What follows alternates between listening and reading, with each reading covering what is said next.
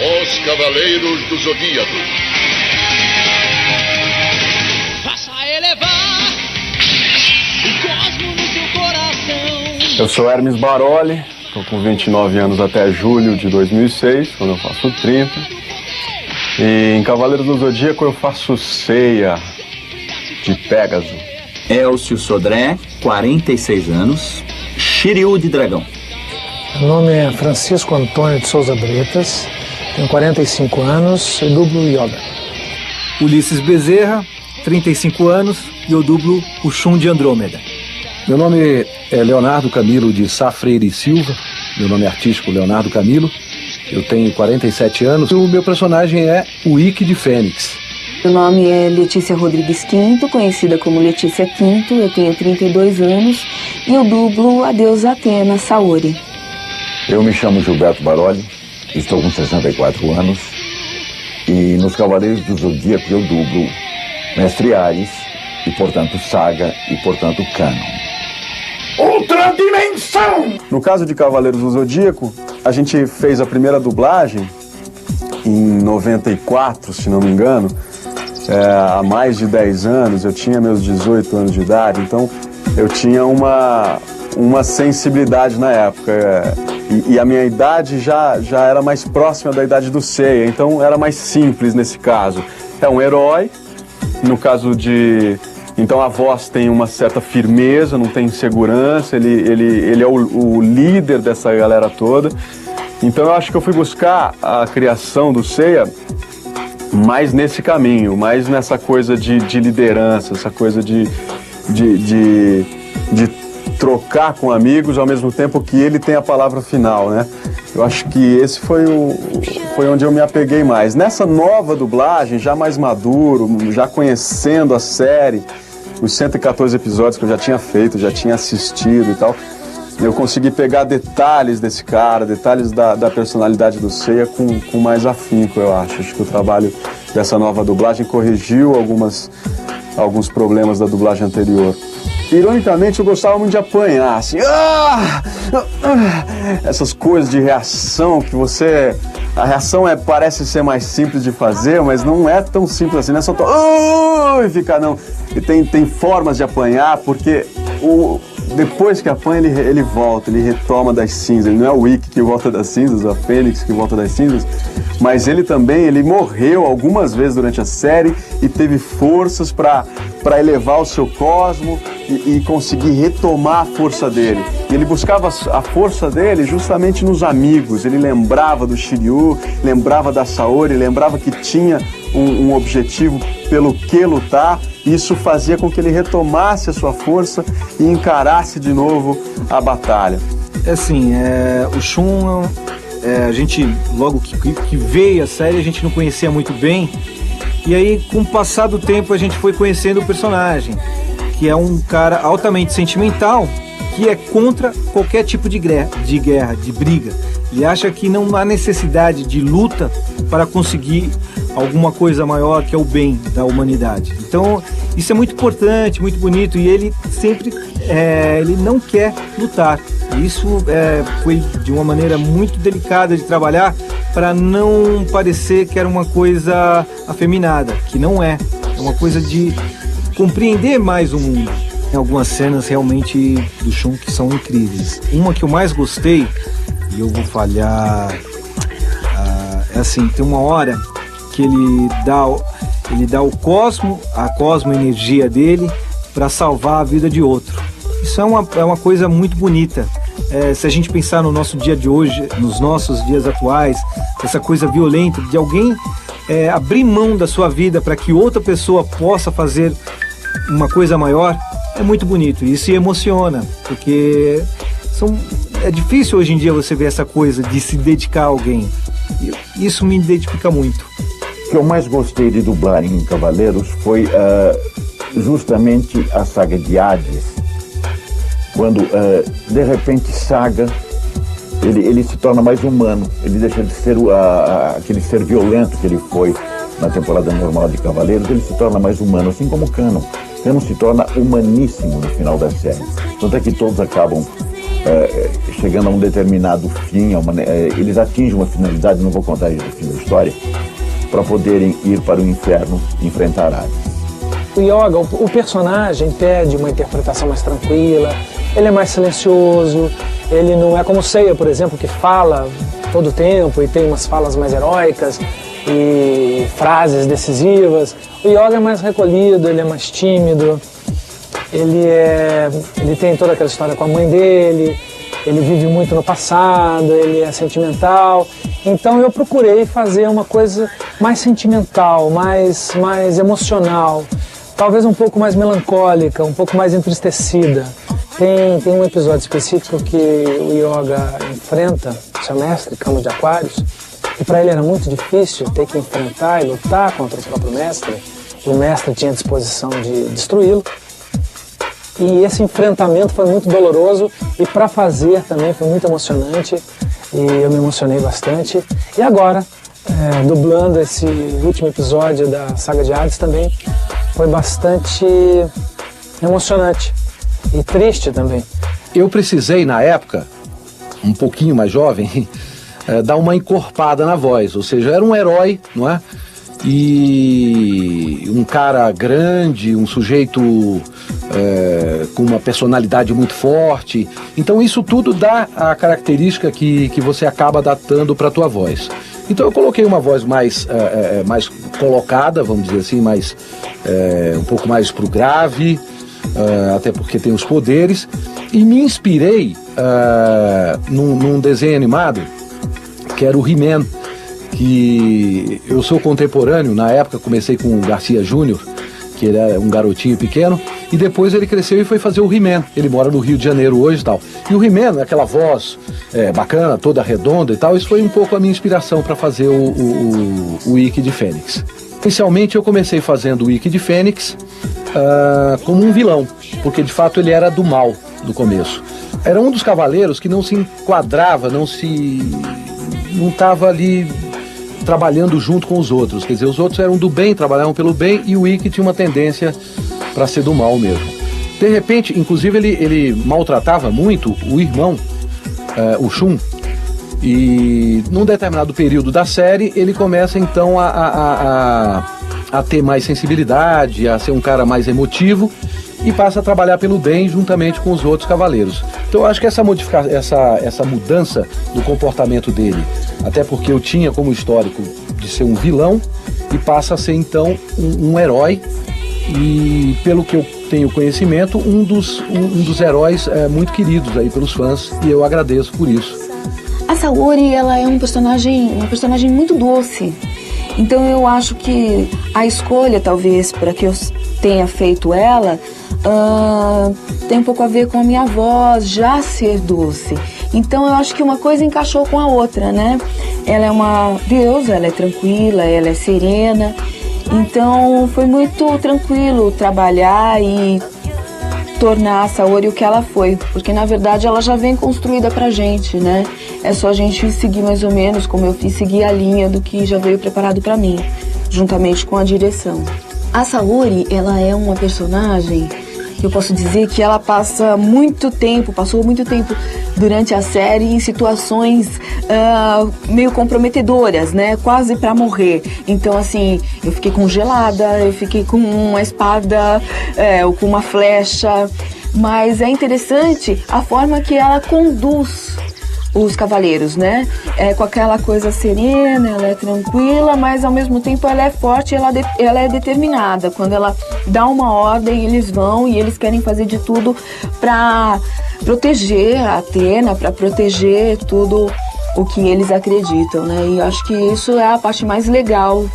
O Shiryu foi um presente, né? Não era para eu ser o Shiryu.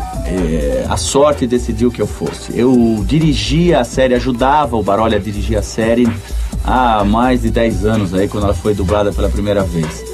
E o ator, meu colega Sérgio, que fazia o Shiryu, teve um problema de saúde depois de gravar não sei quantos episódios lá, 6, 7, 8 episódios, e não dava para esperar, tinha que mudar a voz do Shiryu. E como eu já estava ali, vai você, e eu comecei a fazer.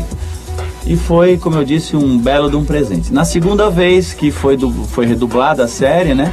Aí eu já fiz direitinho desde o primeiro episódio. Se eu tivesse que escolher um cavaleiro, certamente seria o Shiryu. Eu me identifico em muitas coisas com ele. E além do que, ele é o mais bonito, é o mais forte, então é claro que eu ia escolher o Shiryu, né? O Shiryu, na minha opinião, é o líder ali dos 5, na verdade. É ele que é o fiel da balança. Está surpreso, Doku? Isso é graças ao poder do Imperador Hades, o senhor do mundo dos mortos. Em troca da lealdade que jurei ao Imperador Hades, ele me concedeu uma nova vida. E melhor do que isso, junto com um corpo de jovem de 18 anos de idade, quando se está no auge da força, juventude e beleza. Beleza. Em compensação, você, meu caro Doku, tá caído, hein? Uma coisa importante que é preciso saber é que não existe a profissão de dublador, existe o ator. O ator que atua em dublagem, em novela, em cinema, em teatro. Então, para atuar em dublagem, você precisa primeiro se tornar um ator. Uma vez ator, e você só se forma ator estudando teatro. Teatro que é a base disso tudo, né? Mesmo que você queira fazer cinema, TV, você vai começar o estudo no teatro, que é a arte do ator, que tem mais de 3.000 anos de existência. Então, uma vez ator, aí é um bom curso de dublagem e ver se esse é o teu caminho. Quer dizer, você tem que ter uma boa articulação, uma boa dicção. Além de ser um bom ator, você tem que trabalhar todo o seu aparelho fonético. Ele tem que estar muito bem preparado para esse mercado. Uma boa leitura, uma leitura fluente é fundamental. Então, um bom curso de dublagem vai te aperfeiçoar nesse mercado, e a prática disso vai ser fundamental também. E o curso de dublagem pode te ajudar muito nisso. Bom, eu trabalho com a voz, a minha obrigação é cuidar da voz, né? Não que eu cuide como deveria, mas a obrigação é cuidar da voz. Você tem que ter uma preparação, fazer exercício vocal, você tem que fazer exercício de dicção, para na hora que você falar você não se embolar, não demorar mais tempo para fazer, ainda que tenha esse processo de faz e volta, erra e volta, né? Porque tem sincronismo, então tem a boca que você tem que encaixar e às vezes é bem complicado. Os Cavaleiros do Zodíaco, por exemplo, a primeira versão que nós fizemos há 10 anos atrás era do redublado, né? Em cima do original japonês era redublado em espanhol. E o espanhol ele tem uma interpretação mais dramática, talvez mais intensa, mais incisiva, né? É vámonos, tem uma coisa mais heróica, e fica um pouco para nós, para nossa linguagem, para nossa cultura brasileira, fica um pouco canastrão se a gente for fazer como eles faziam. E você fica com aquele som guia todo o tempo falando daquele jeito no seu ouvido. Você tem que anular aquilo e fazer do seu jeito, fazer da melhor forma que você possa. Agora a gente está fazendo com o original em japonês, que também não é fácil. Então, assim, na terceira, quarta tentativa, a gente consegue acertar e sincronizar a boca do personagem sem esquecer a interpretação, a fúria, a força, a emoção e a interpretação, né? E a gente costuma dizer que quanto menos o trabalho da gente aparece, mais perfeito é. Porque mais a pessoa se envolve com o filme, com o desenho, se apaixona pelo personagem e acaba esquecendo que tem ali um profissional, tem um brasileiro colocando a sua voz, a sua emoção, a sua interpretação. Amizade. Shun, você também. Cavaleiros do Zodíaco é o primeiro trabalho que traz o ator em dublagem para frente. É o primeiro trabalho que o público começa a se perguntar quem é que faz essa voz. Tem uma voz por trás desse desenho.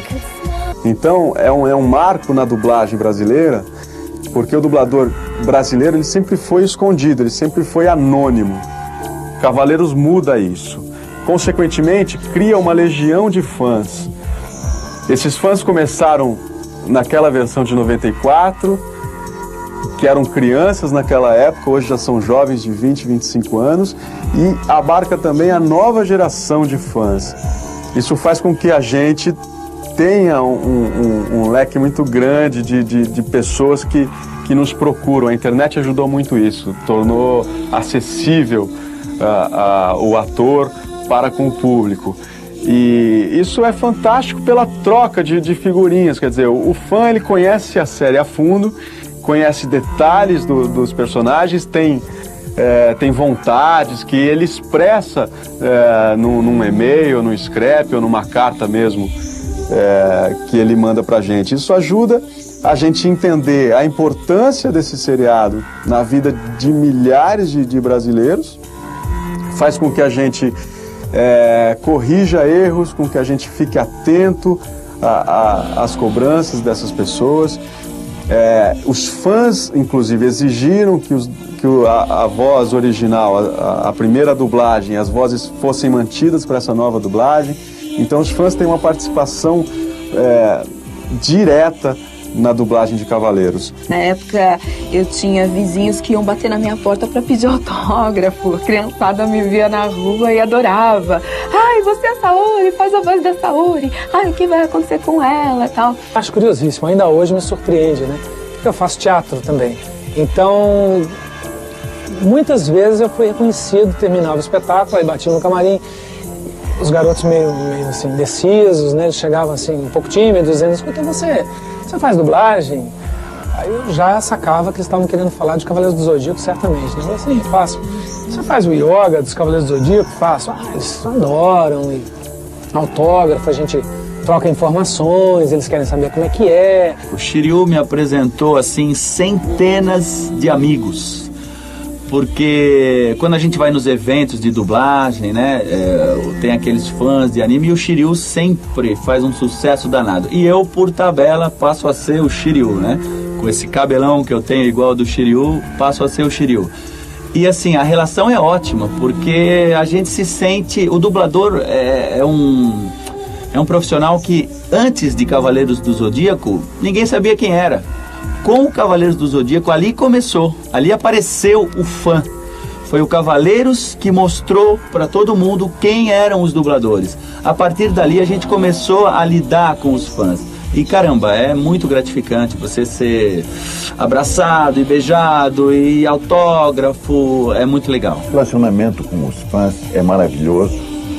Eu gosto demais deles, eles são muito respeitosos. E eu sempre digo que o fã de anime é uma pessoa especial porque não fuma, não bebe e não joga. O vício dele é anime. Então, graças a Deus que ele tem esse vício. Shiryu, estou sentindo um cosmo. Saori, eu preciso salvar a Saori. Saga, isso não vai ficar assim. Nesse meio não tem como, né? Você tem que ser amigo de todo mundo. A gente se encontra o dia inteiro em vários estúdios diferentes. A gente não faz só o Cavaleiros juntos, né? A gente dubla outras coisas juntos. Um dirige o outro. Um dia eu tô dirigindo o Ulisses, outro dia o Ulisses está me dirigindo, o Hermes, o Bretas, enfim. A gente, graças a Deus, todo mundo é amigo, não tem rosquinha com ninguém, não tem briga, não tem nada. A gente está super bem. Conversa, às vezes vai na casa assistir futebol. Eu sou São Paulino, o Elcio também. A gente tira muito sarro do Léo, do Hermes, porque torce por Santos, por Palmeiras. E aí tem as outras pessoas que a gente, no dia a dia, a gente acaba se encontrando e conversando muito. Apesar de não termos não termos dublado em nenhum momento os Cavaleiros juntos, porque cada um faz a sua parte, mas o Hermes, por exemplo, quando eu comecei, o Hermes Baroli, que faz o Seiya, quando eu comecei na dublagem, nós todos começamos mais ou menos na mesma época. Quando eu comecei, o Hermes também dublava, e ele era um garoto, eu devia ter uns 20 anos, 21 anos talvez, e o Hermes tinha 10, 11 anos. Era super garoto, né? E hoje já homem feito e tal.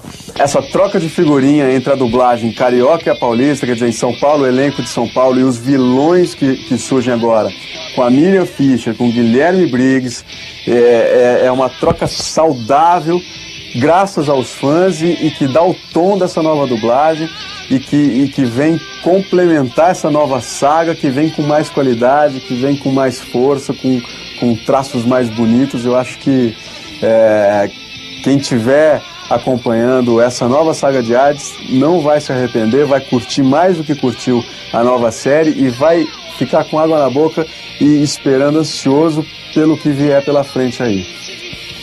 Ave Félix! Só pra terminar, né?